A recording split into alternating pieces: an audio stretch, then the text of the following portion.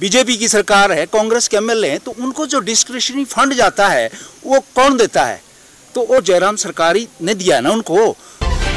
लोगों से जो प्यार मिला है वो सराहनीय है कि कांग्रेस को लाना भ्रष्टाचार को लाना है। चुनाव का माहौल है और चुनाव के इस माहौल के बीच जब प्रत्याशी के साथ उनके पार्टी के लोग का कितना प्यार जुड़ा है और यह प्यार क्यों जुड़ा है, इन सभी बातों के लिए आज यहाँ पर जिस तरह से भाजपा से सभी लोग मौजूद हैं जो रवि मेहता जी के साथ नजर आ रहे थे, हम उनसे बात करेंगे। आज आप जिस तरह से लगातार रवि मेहता जी के साथ दिख रहे हैं, जनता के बीच जा रहे हैं, क्या ऐसी खास बात है रवि जी में जो आप जनता से उनके लिए अपील कर रहे हैं? अगर जनता उन्हें वोट देगी तो क्यों? मैं ये कहना चाहता हूँ कि जो हमने देखा है इस चुनाव क्षेत्र से, right from 1 polling station to 133 133 polling station है, जो हमने रुझान देखा है इस दफ़ा जो भारतीय जनता पार्टी ने कैंडिडेट उतारे हैं, ये संगठन का व्यक्ति है, जिला का अध्यक्ष रहा है और संगठन के नाते जो है ऊपर से लेकर नीचे तक कार्यकर्ताओं में इनकी पहचान है। वो पहचान जो है, कार्यकर्ता जो है, सवेरे आज 6 बजे से लेकर सवेरे मॉर्निंग में अंधेरा ही था जब ये एक ऐसे सामने जो पहाड़ दिख रहा है ऐसे पोलिंग बूथ पे गए, योग नाम वहाँ का जगह का नाम है, और जहाँ केवल जो है वो 70-80 वोट होते हैं। उस स्थान से आकर के उस स्थान में भी हमने ऐसा रुझान देखा है कि हमने ऐसा, मेरी 86 साल की उम्र है, मैं XMLA भी रहा हूँ इसी क्षेत्र का, भाजपा का, शांता कुमार के टाइम में, और मैंने जो रुझान देखा है लोगों का और लोगों के फेसेस में जो खुशी देखी है इस दफ़ा, ये अजीबोगरीब है। और लोग कहते हैं कि हमने इस दफ़ा रवि मेहता को देना है क्योंकि इस चुनाव क्षेत्र का ग्रामीण का रहने वाला है।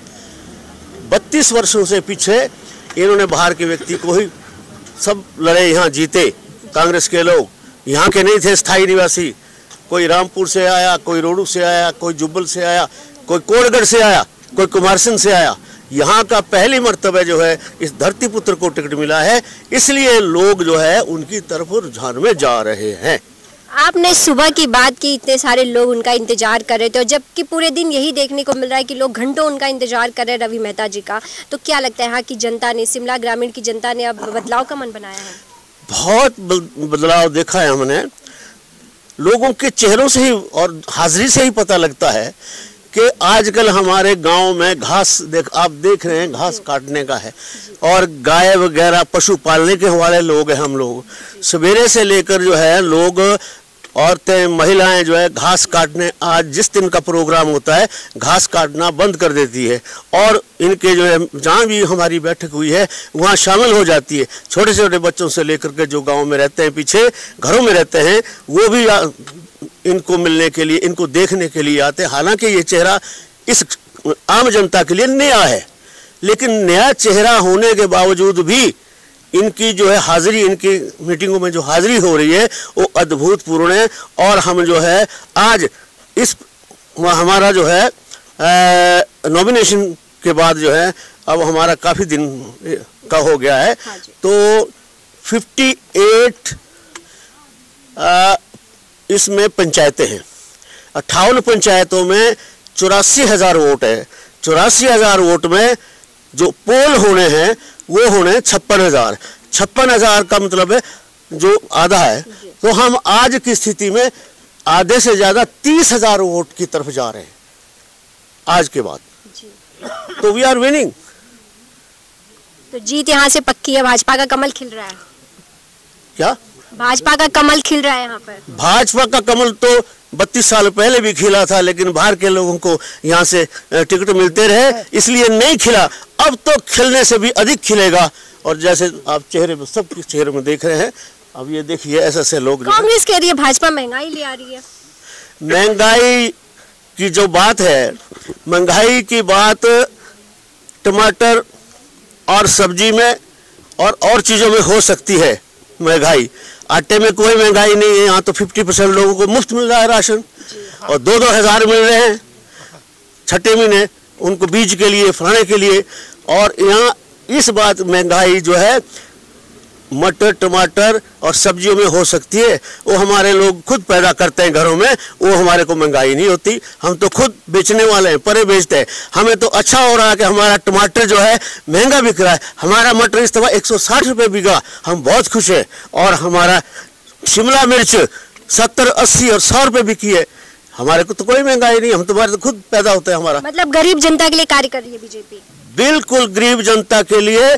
जैसे कि मैंने कई जगह कहा है, शांता कुमार पहला भाजपा का मुख्यमंत्री था जिसने के पानी की स्कीमें दी, पहाड़ों को पानी पहुंचाया और जमीन से भी नीचे से पानी, जैसे तीर खींचते हैं अर्जुन की तरह, तो उसने ऊपर मारा था। शांता कुमार ने नीचे मारा, नीचे धरती से भी पानी ऊपर आया। एक पंप जो लगाया। उसके बाद धूमल जी आए।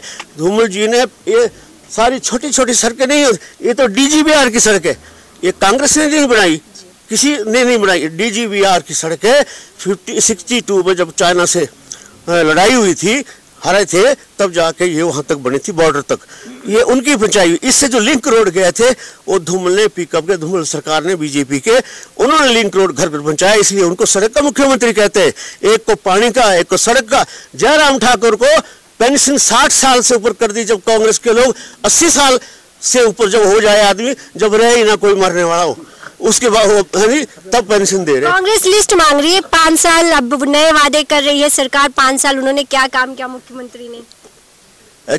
जयराम जी ने जी, जयराम जी ने इस क्षेत्र में, सबसे पहले तो मैं आपको बता दूं, जो इस क्षेत्र की बात कर रहा हूं मैं, यहाँ से गिनता हूँ।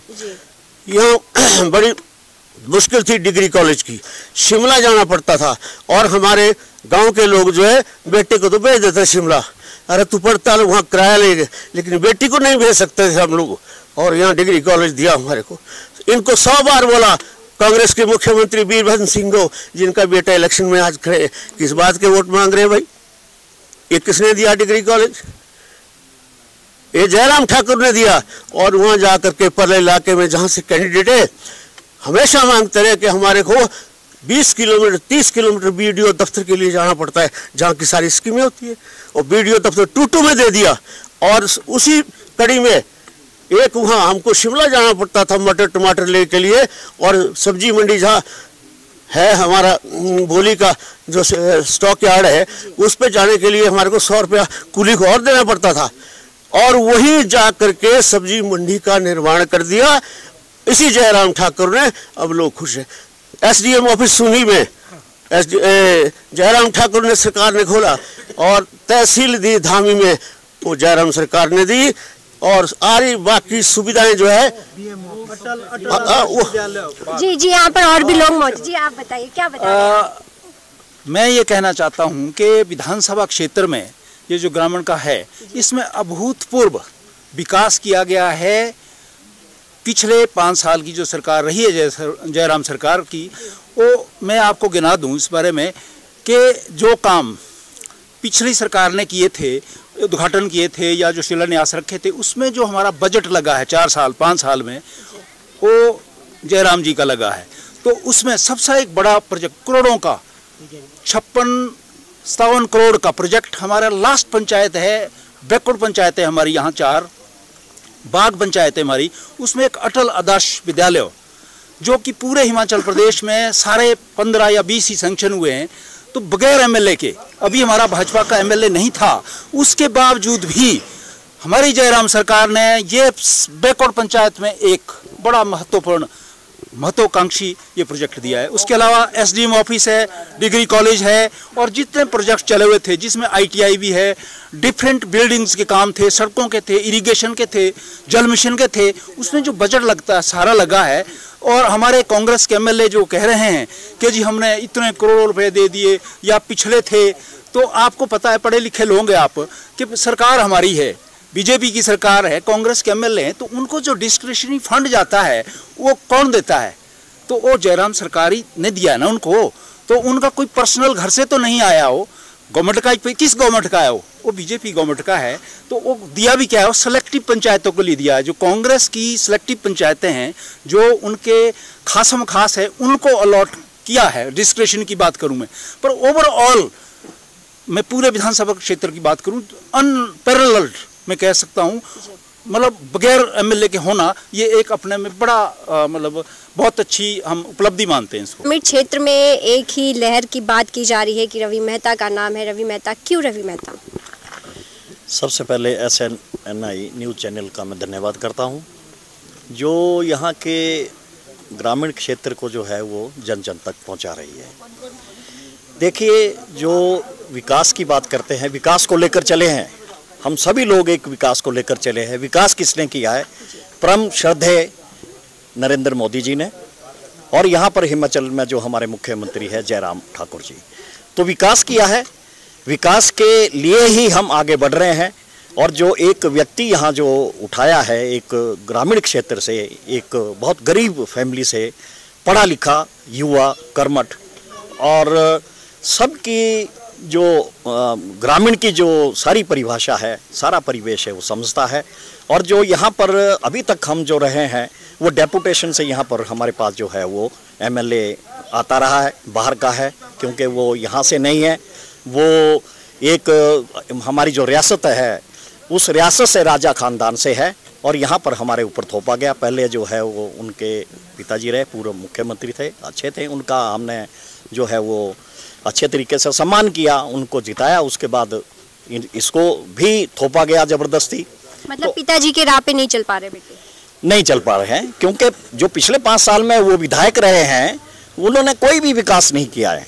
मैंने पहले भी कह दिया कि हम विकास को लेकर चले हैं। जो व्यक्ति विकास करेगा वो ही आगे बढ़ पाएगा, तो उसने विकास नहीं किया। इसलिए जो है ये पूरी जनता आज जो है वो एक दूसरे अपने व्यक्ति को, क्योंकि हमारी अभी तक 2024 तक सरकार हमारी जो है वो भारतीय जनता पार्टी की है। हिमाचल में भी ये रिपीट मिशन होगा, और इसीलिए हम चाहते हैं कि हमारा इस बार का विधायक जो है वो भारतीय जनता पार्टी का हो। मतलब आप भी साफ कर रहे हैं कि रिवाज बदलेगा? रिवाज बिल्कुल बदलेगा, रिपीट मिशन होगा। वो इसलिए हुआ कि अभी तक जो जितने कार्य परम श्रद्धेय हमारे नरेंद्र मोदी जी ने किए हैं, वो ही विकास जो है वो हिमाचल में बहुत कुछ हुआ है। बहुत सी योजनाएं हैं जो इस वक्त हमारे पूर्व विधायक जी ने गिनी है, हमारे साथी सहयोगी ने गिनी है। तो महिलाओं के लिए जो दिया है वो भी उनको पता है, जो युवा के लिए दिया है, क्योंकि ये सरकार जो पिछली रही है, पिछली 2012 में जो है, जब मुख्यमंत्री जी हमारे पूर्व रहे हैं स्वर्गीय श्री वीरभद्र सिंह जी ने, तो उन्होंने युवाओं के लिए एक झूठा सपना दिखाया और ये कहा कि हम जो है जो 18 वर्ष से ऊपर जाएंगे उन्हें 1000 रुपये हम देंगे। लेकिन पूरे 5 वर्ष की सरकार रही, उन्होंने कुछ नहीं किया। आज जो मुद्दे कुछ उठ रहे हैं, OPS के भी मुद्दे उठे हैं, तो हम ये जानना चाहते हैं कि जो OPS का मुद्दा है, जो हमारे परम श्रद्धेय मोदी जी है, वही इस मुद्दे को पूरा करेंगे। और इस आवाज़ को भी हमने उठाया है।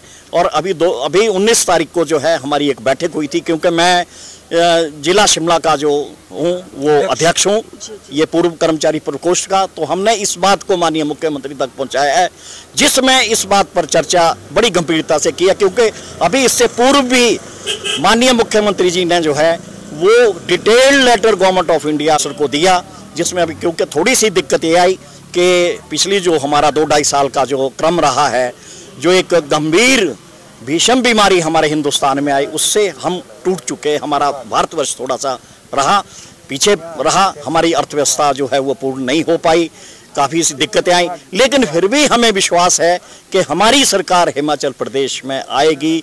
इस मुद्दे को हम ये कहते हैं कि पूरा जरूर करें। कि काफी खुश है, लेकिन वो पीछे जाते हुए नजर आ रहे हैं। तो क्या लग रहा है? आपका नाम जानना चाहूंगी मैं। मेरा नाम तोताराम ठाकुर हूँ और मैं पूर्व मंडल अध्यक्ष रहा शिमला ग्रामीण का। तो सबसे बड़ी बात तो हमारी पार्टी ने हमारे लोगों को टिकट दिया, बाहर से लाके नहीं थोपा, और वो भी ऐसे आदमी को दिया जो ग्रामीण परिवेश से जुड़े हुए हैं। बाकी सरकार ने तो इतना दिया कि लोगों को तो भूख लगती है, पर इन कांग्रेसियों को नहीं दिखाओ, झूठ बोलते ये। आपने एक बात कही कि यहाँ पे बाकी की तरह यहाँ लाकर थोपा नहीं है। किसको टारगेट कर रहे हैं आप? मैं कांग्रेस को कर रहा हूँ। राजाशाही हमारा राजा ना हमारे यहाँ राजाशाही है। हमारे को बाहर से थोपा जाता है। अब वीरभद्र जी को लाए, बोला हमने भी वोट दिया। क्यों दिया? कि भाई वो मुख्यमंत्री प्रोजेक्ट किए गए थे। तो राजा साहब ये बोलते जी 1500 करोड़ रुपया लगाया, किसके लिए लगाया? अपने बेटे के लिए लगाया। अगर राजा साहब को हमारे से शिमला ग्रामीण से प्यार था और हमने उसको जिताया था तो अर्की की तरफ क्यों भागा? सिर्फ अपने बेटे को एस्टेब्लिश करने। हमारे बेटे नहीं है, हमारे भाई नहीं है क्या? उनकी ये ख्वाहिश नहीं है कि हम भी विधानसभा का इलेक्शन लड़े और विधानसभा में जाएं? तो हम कहाँ जाएं? क्यों इनके बेटों को रामपुर जाए भाई, जहाँ के राजा है तुम। हम यहाँ के राजा हम हैं। हमारे बेटे में, हमारे भाई में किसी को टिकट दे दे, हमें उससे खुशी होती। अगर इन्होंने कांग्रेसियों ने ये सोचा होता किसी को भी हमारे भाई को या बेटे को टिकट दिया होता तो आज हम उनके साथ ये अपोज ना करते। तो इसलिए, और जितने भी काम हुए हैं, अब काम करने का कितना मौका मिला ठाकुर जयराम जी को? 2-2.5 साल तो कोरोना में बीत गए और फिर उसके बाद युद्ध चल पड़ा।